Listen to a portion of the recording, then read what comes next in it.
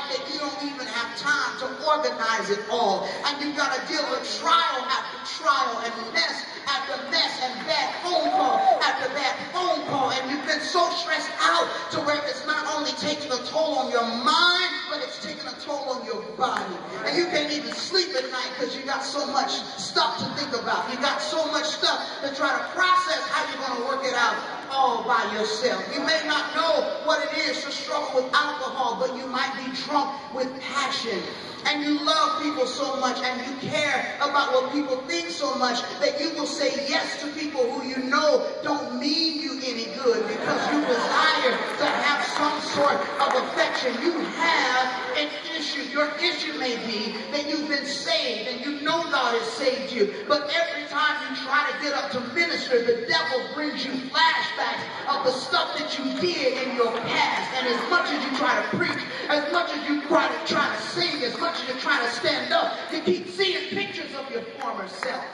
You can't escape the guilt of that bad mistake you made. And nobody knows about it, but you still see the pictures and you wonder, how can God love a messed up individual like me? I guarantee you have an issue. Your issue may be that your attitude is disgusting and you know how to do what it takes in leadership, but you don't know how to love people genuinely. I guarantee you have an issue. Perhaps you're like me. You know what your gift is and you have a gift, but you don't know how to organize and package your gift. Maybe you struggled with organization and no one ever sat you down and taught you how to present yourself so that someone else could be blessed. Can I tell you a problem that we have is that the Bible says your gift will make room for you and bring you before mighty men. But a problem we have in the church is that we didn't prepare people to know how to act when they get in the presence of mighty men. Preach.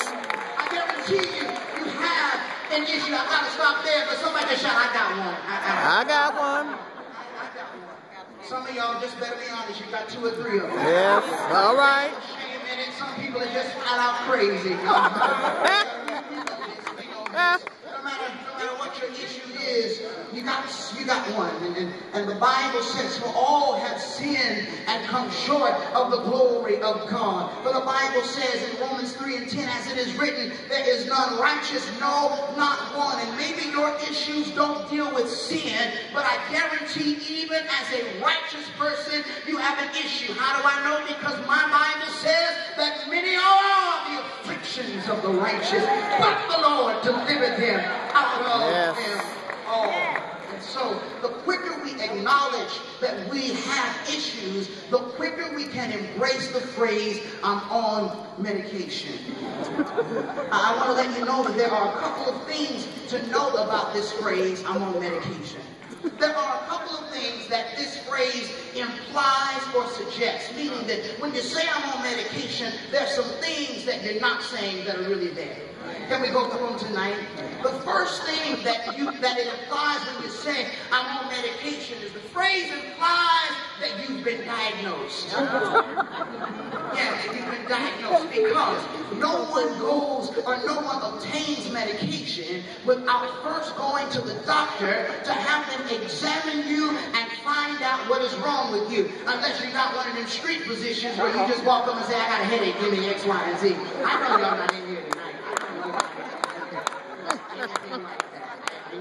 know. The phrase implies that you've been diagnosed. And one of the problems that we have in our church today is that we've got a lot of folks sick that won't get diagnosed. All right. People preaching, but they're sick.